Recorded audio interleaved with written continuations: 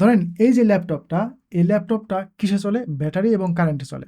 এখন এই ল্যাপটপটাকে উদাহরণস্বরূপ নিয়ে যদি আমরা এই দাবি করি যে এই ল্যাপটপটি যিনি তৈরি করেছেন তিনিও হয়তো ব্যাটারি এবং কারেন্টে চলে, এই যুক্তি কি লজিক্যাল হবে?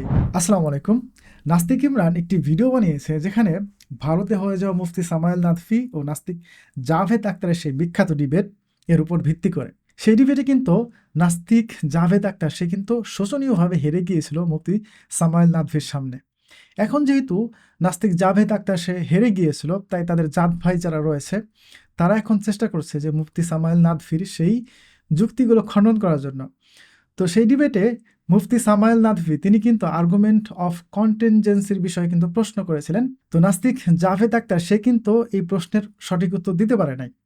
তো এই জন্য ওদের যে জাত ভাই রয়েছে, যেমন এই যে নাস্তিক ইমরান, সে কিন্তু এই ভিডিওটি তৈরি করেছে মূলত আর্গুমেন্ট অফ কন্টিনজেন্সির ব্যাখ্যা দেওয়ার জন্য, আর্গুমেন্ট অফ কন্টিনজেন্সির ভিত্তি দুর্বল করার জন্য। এবং সে এটা প্রমাণ করার চেষ্টা করেছে যে আমাদের এই মহাবিশ্ব পরিচালনা করার জন্য কোনো নেসেসারি বিংয়ের কোনো প্রয়োজন নেই। তো ও প্রায় 40 মিনিটের একটি ভিডিও তৈরি করেছে। তো সেই 40 মিনিটের ভিডিও থেকে আমি বড় বড় 8টি কুযুক্তি আমি আমার এই ভিডিওতে ইনশাল্লাহ আমি জবাব দিব।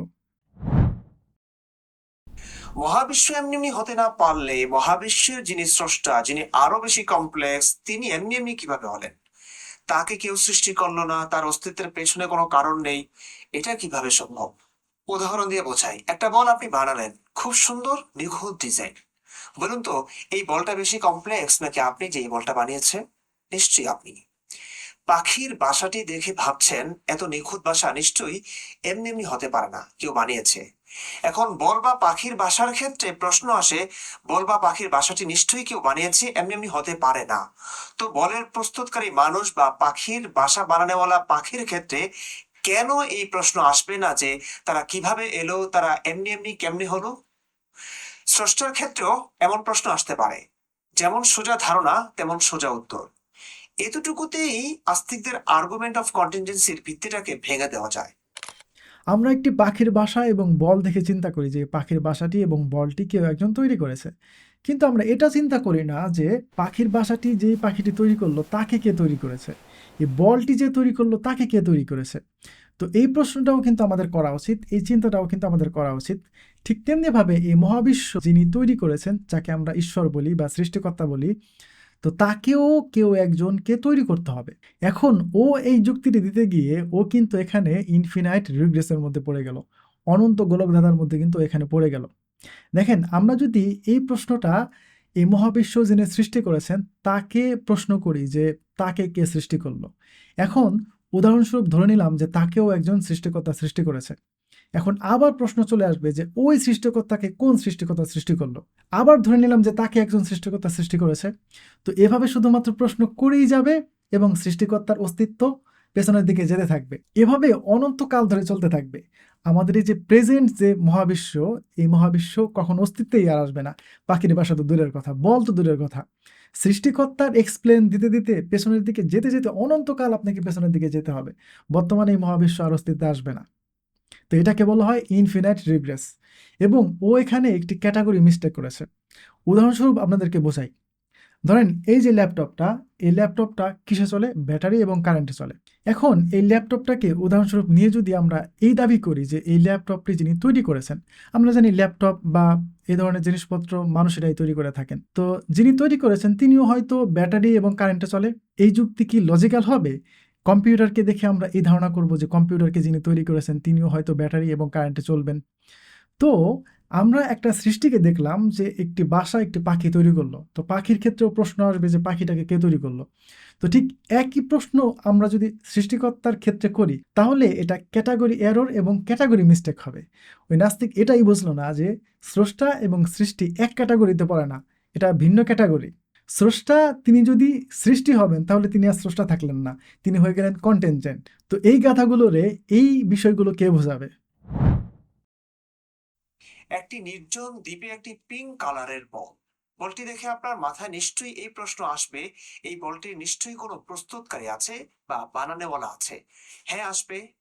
আস্তিক নাস্তিক সবারই আসবে, কারণ এটি ম্যানমেড জিনিস, মানুষের বানানো জিনিস। ম্যানমেড জিনিস আর প্রাকৃতিক জিনিস এক নয়। পাহাড়ের চূড়ায় রুটি দেখে বা নির্জন দ্বীপে একটা বল দেখে আপনার মাথায় নিশ্চয়ই এই প্রশ্ন আসা স্বাভাবিক যে এই রুটি বা বল কেউ বানিয়েছে। কারণ আপনি জানেন এই বল বা রুটি মানুষের বানানো। কিন্তু পাহাড় বা একটা বিশাল দ্বীপ দেখে কি মনে প্রশ্ন আসে এই পাহাড় বা দ্বীপ কেউ বানিয়েছে? এগুলো কি কোনো মানুষের বানানো জিনিস? নিশ্চয়ই বলবেন না। তাহলে কে বানিয়েছে বা কিভাবে তৈরি হয়েছে? মুফতি সাহেবের বক্তব্য হচ্ছে এগুলো গড বানিয়েছে। আসলে কি তাই? প্রাকৃতিক প্রক্রিয়া কখনোই নিখুঁত নয়। কিন্তু প্রাকৃতিক প্রক্রিয়া যদি গডের নিয়ন্ত্রণে থাকতো তবে অবশ্যই তা নিখুঁত হতো। আল্লাহর সৃষ্টিতে কোনো খুঁত থাকতে পারে না। এই জন্য তো তিনি আল্লাহ, তাই না? এবার আপনারাই বলুন তো, বিকলাঙ্গ শিশু যদি মায়ের গর্ভে জন্ম নেয় তবে সেটা কে জন্ম দেয়? চোখের সামনে দেখছি এটা নিখুঁত নয়। এর মানে হচ্ছে চোখের সামনে দেখছি আল্লাহর অস্তিত্ব নাই, তাই না? আমরা কোনো বল বা রুটি দেখে এটা মনে করি যে এগুলো কোনো মানুষ তৈরি করেছে। কেননা এগুলো সাধারণত নিখুঁত হয়ে থাকে। বল নিখুঁত হয়ে থাকে। রুটি এগুলো মানুষই তৈরি করে থাকে। তো এগুলো দেখে আমরা চিন্তা করি যে এগুলো হয়তো কোনো মানুষ তৈরি করেছে। কিন্তু এই পাহাড়, পর্বত এগুলো দেখে কি আমরা মনে করি যে এগুলো কোনো মানুষ তৈরি করেছে? তো নাস্তিক এবং বস্তুবাদী যারা রয়েছে তারা তো বলে যে এগুলো প্রাকৃতিকভাবে তৈরি হয়ে গেছে। কিন্তু যারা ধার্মিক তারা বলে থাকেন যে এগুলো আল্লাহ তৈরি করেছেন, আল্লাহ সৃষ্টি করেছেন। তো আল্লাহ যদি এগুলো তৈরি করে থাকবেন, সৃষ্টি করে থাকবেন তাহলে এগুলো কেন নিখুঁত নয়? ওর দাবি হচ্ছে আমাদের এই যে জগতে যা কিছু রয়েছে এগুলো আসলে নিখুঁত নয়, এগুলো আসলে প্রাকৃতিকভাবে তৈরি হয়ে গেছে, এগুলো নিখুঁত নয়।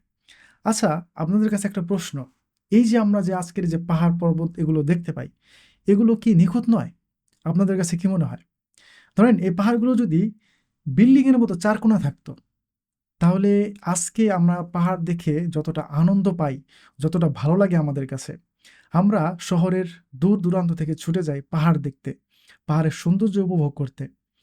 তো এই পাহাড়গুলো যদি চারকোনা থাকতো তাহলে কি আজকে আমরা পাহাড় দেখে যেভাবে মুগ্ধ হই তাহলে কি আমরা ওইভাবে মুগ্ধ হতাম?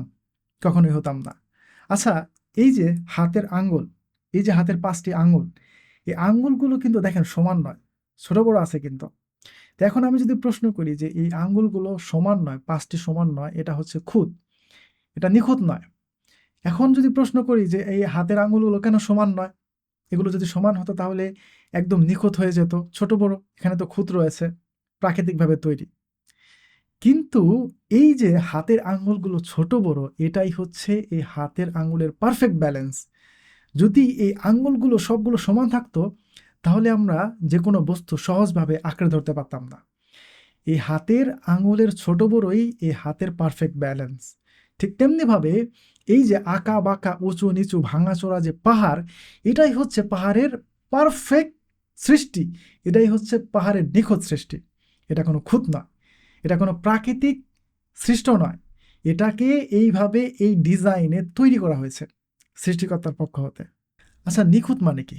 নিখুঁত মানে কি সব কিছু একদম স্কেল মেপে মেপে সমান বা সোজা হতে হবে? আচ্ছা, ধরেন কেউ একজন রাস্তায় একটি কেচি পড়ে থাকতে দেখলো। এখন সেই কেচিটি আমাদের সাধারণ কেচির মতোই, যে কেচি দিয়ে আমরা চুল কাটি, সেই কেচির মতোই, কিন্তু মাথাটা একটু ডান দিকে বেঁকে গিয়েছে।